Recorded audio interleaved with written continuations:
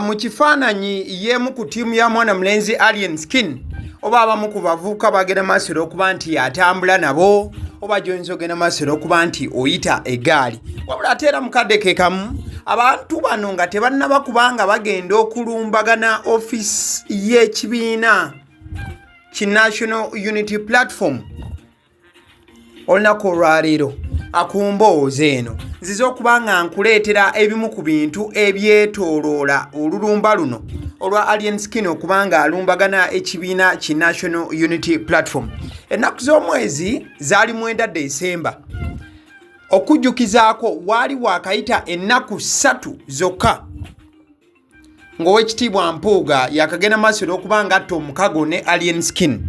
Mwana mulenzi Alien Skin yagenda maaso n'okuba nga akola tweet oba post nga bw'ogiraba awo. Wabula tweet eno yali egenda maaso n'okuba nti erumbagana ekyali oba ekibiina kya His Excellency Bobi Wine eky'obuyimbi oba Bobi Wine group eyo gy'akulira eya Firebase. Mwana mulenzi oyo zaali ennaku z'omwezi 9 ojja kujjukira Oweekitiibwa Mpuuga yali akoze endagaano ne Alien Skin nga 6 Desemba. So mwana mulenzi oyo akola post n'agamba bannaaye Firebase ekyaliyo mbuuzaamu nga confused fan. Era reactions ze yafuna okuva eri abawagizi ba His Excellency Bobi Wine wamu ne Firebase zaalagira ddala nti baali si basanyufu olw'okuba nti mwana mulenzi yali abakyokoozeza n'okuba nti abasekeeterera. Ku post eyo Alien Skin yateekako ekifaananyi ng'ekifaananyi ekyo kyali kiva ku event oba omukolo guli ogwaliwo ng'ali Oweekitiibwa Mpuuga lwe baali bagulawo ekibiina ekyo ekya Democratic Alliance oba omukago ogwo gwa Democratic Alliance. Alien Skin we yasayiningira n'Oweekitiibwa Mpuuga asobole okuba nti atandika okuba nga asaggulira Oweekitiibwa Mpuuga abavubuka mu ggwanga lyonna n'ekisinde ekyo ekya Democratic Alliance. Alien Skin bw'amala okukola post ennaku z'omwezi nga 9 enkeera ng'ennaku z'omwezi 10 omwezi guno gwennyini ogwa Desemba mwe tuli yavaayo n'akola tweet eyali egamba nti nno why is this regime full of teens who don't respect or fear leaders. Era n'ateekako ekifaananyi ekyo ky'ogenda maaso n'okuba ng'olaba nga yali agenda maaso n'okuba nga annyonnyola nga yeebuuza nti lwaki omugigi guno gulimu abavubuka bangi nnyo abatatya ate era mukadde ke kamu nga tebawa bantu bakulu oba nga tebawa bakulembeze bitiibwa. Tweet eyo yakolebwa mwana mulenzi Alien Skin. Wabula Alien Skin ng'amaze okuba nga akola tweet eyo nga yeebuuza oba nga alaga nti alumwa omutwe lwaki abavubuka ensangi zino tebawa bakulembeze bitiibwa. It is just 10 days later oba waayise ennaku 10 ate ye kennyini n'abavubuka be ne bagenda maaso okuba nga balumbagana oba nga bayita ku office ez'ekimu ku bibiina by'obukulembeze mu ggwanga luno oba ebibiina oba ekibiina ekitaka bano okutwala obuyinza bw'eggwanga lino oba obukulembeze bw'eggwanga lino ekya National Unity Platform. Era nga mu katambi kogenda maaso okuba nga olaba n'obutambi bungi bwenzize mbalaga ku mukutu guno ogwa AGALIWO.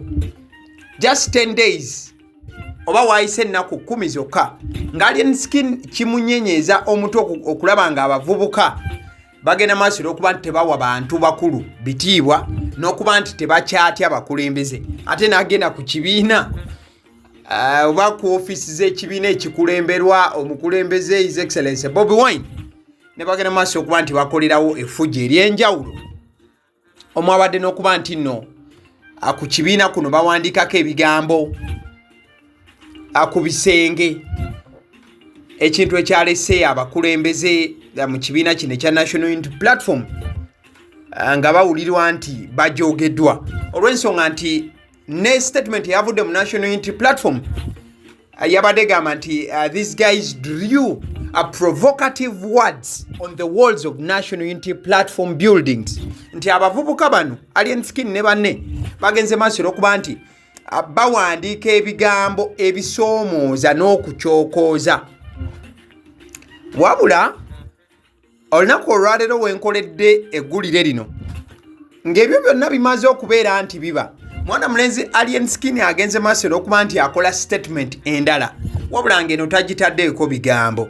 Agenze maaso okuba nga bamukuba ekifaananyi ng'ayimiridde mu maaso ga tanka ennwanyi. Mwana mulenzi Alien Skin oluvannyuma lw'okuba nti nno yalumbye wali ekibiina ki National Platform NUP, ate oluvannyuma okwongera okuba nti akola statement eyinza okuba nti eri bold, agenze maaso okuba nti yeekubyayo ebifaananyi ng'ayimiridde ku zitanka zino ennwanyi, oba ze bayita nyoka baziwandikako ekigambo ekyo, ekigambo nyoka bwobanga ogenze maaso okuba nti oziimuula ng'ozuuminga ebigambo ebiri mu kifaananyi ekyo, akuliko ekigambo ekigamba nti nyoka. Nyoka nno kigambo kya Luswayiri ekitegeeza nti musota. So mwana mulenzi ono yagenze maaso okuba nga apoozinga ne bamukuba ebifaananyi ng'ayimiridde mu maaso ga zitanka, zabadde tanka bbiri okusinziira ku kifaananyi nga bw'ogenda maaso okuba ng'okiraba, nga mwana mulenzi waayimiridde ate nga yakava okugenda maaso okuba nti alumbagana side wali eza NUP.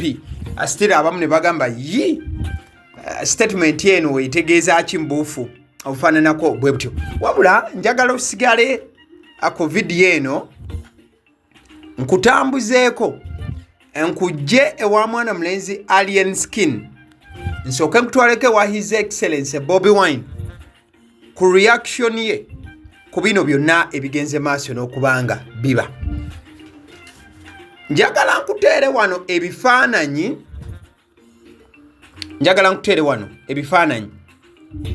ebifaananyi bino bya nnaku 3 kale ziweze 4. Ebifaananyi bino bya nnaku 4 zokka eziyise emabega, byateereddwa ku mukutu gwa His Excellency Bobi Wine. Babadde balumbaganye beach ye eya One Love wali ebusaabala, era nga mu kulumbagana beach ya His Excellency Bobi Wine abasirikale n'ab'ebyokwerinda abalala ababadde babagalidde ebyokulwanyisa ebyenjawulo nga n'abamu balina obukookolo bagenze maaso okuba nti nno bakyaggwa ekifo kyonna, era ne bagenda maaso okuba nti bakwata abakozi baawo. Era ekyo bwe kyamaze okuba nga kikolebwa, His Excellency Bobi Wine yagenze maaso okuba nga apostinga ku mukutu gwe ogwa Twitter wamu ne Facebook n'annyonnyola ensi kiki ekyagenze maaso n'okuba nga kibaawo. Ate era mukadde ke kamu ebbanga lyonna buli we bagenze nga maaso n'okuba nga balumba office za NUP, His Excellency Bobi Wine avuddengayo lunye n'agenda maaso n'okuba nga avumirira abo bonna baba bagenze maaso n'okuba nti bakola batyo. Era akoze nga post ez'enjawulo ku Facebook ate era mukadde ke kamu wamu ne ku Twitter kagenda maaso okuba nga avumirira ebikolwa ebyabo bonna baba bagenze maaso n'okuba nga bakola bwe batyo. Wabula Alien Skin we yagenze maaso n'okuba nga alumbagana office ezikulemberwa omukulu His Excellency Roberto Kyagulanyi Ssentamu His Excellency Bobi Wine. Bobi Wine kye yakoze essaawa zino bw'ogenda maaso n'okuba nti okwata essimu yo n'ogenda ku mukutu gwa His Excellency Bobi Wine, nkiddamu essaawa zino bw'okwata essimu yo n'ogenda maaso n'okuba nti okebera ku mitimbagano gya His Excellency Bobi Wine gyonna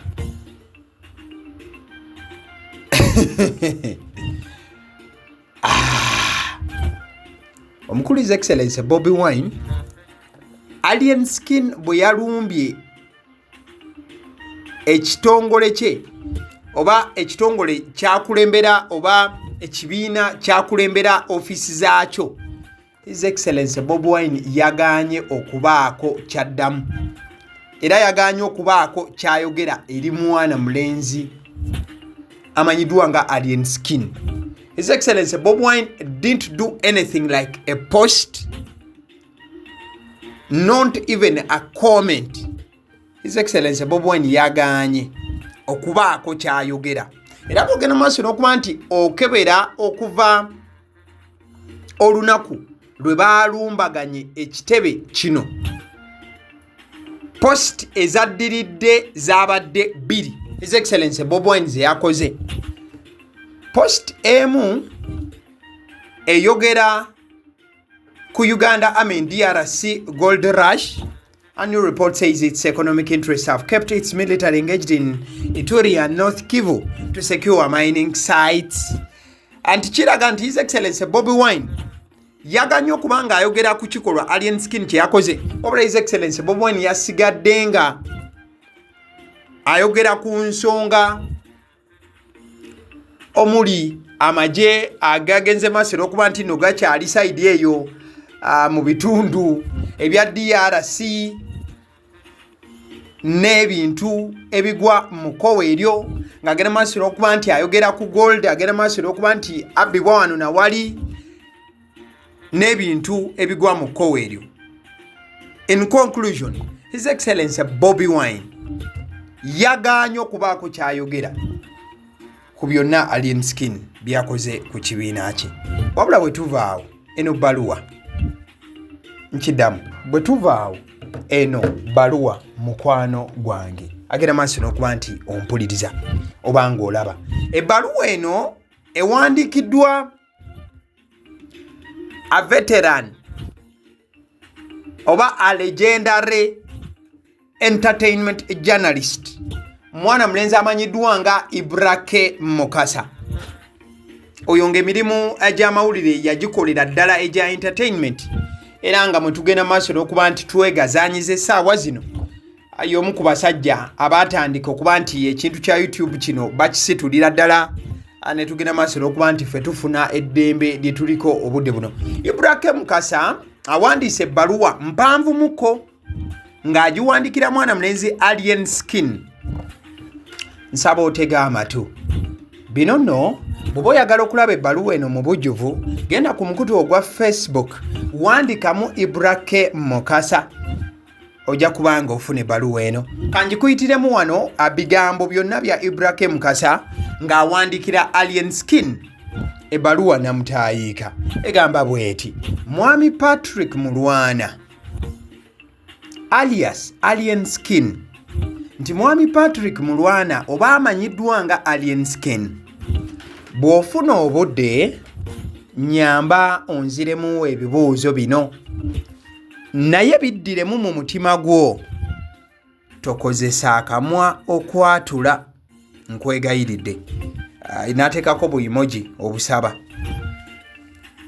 Ibrake Mukasa agattako: nfunirayo akatambi oba eddoboozi ng'abantu wammanga bano bemmenye bayisa olugaayu mu bavuganya gavumenti.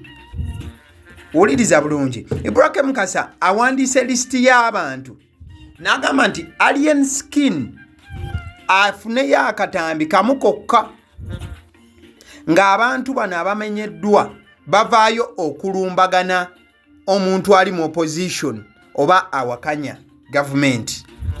Abantu Ibrake Mukasa bayogeddeko, ayogedde ku Hamu, omugagga Hamu Haji Hamis Kigundu, n'ayogera ku mugagga Sudil Rupareria, n'ayogera ku mugagga Godfrey Kirumira, n'ayogera ku mugagga Patrick Bitature, n'ayogera ku mugagga Charles Mbiire, era agasseeko Sir Gordon wava muno. Ayogedde ku mwami Katongole Quality Chemicals, n'ayogera ku Haji Omar Mandela akulira City Oil ayogedde ku mugagga Mutaasa Kafeero n'ayogera ne ku mugagga Mwami Kiwanuka akulira Radio 1.